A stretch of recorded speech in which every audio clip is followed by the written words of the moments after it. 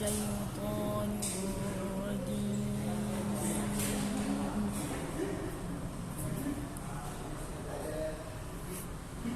بسم الله الرحمن الرحيم.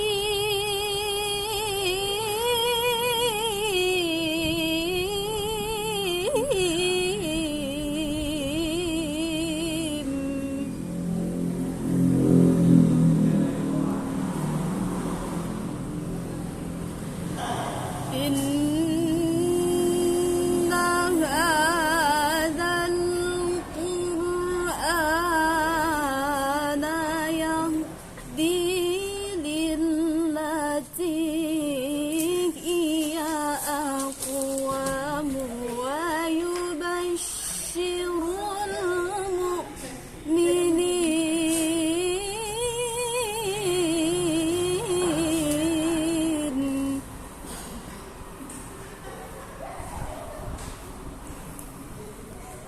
ويبشر المؤمنين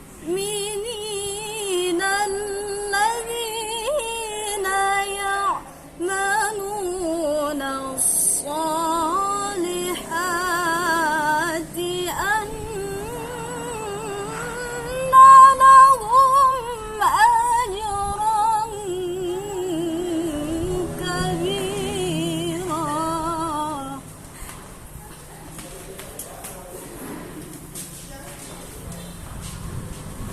وأن الذين لا يؤمنون بالآخرة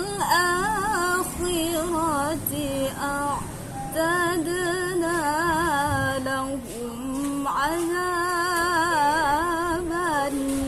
أليما.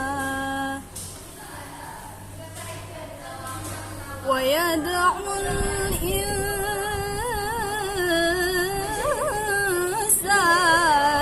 بالشر دعاءه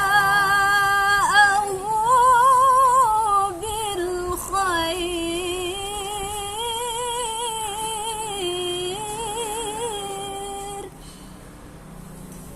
وكان الإنسان عجولا. وكان الإنسان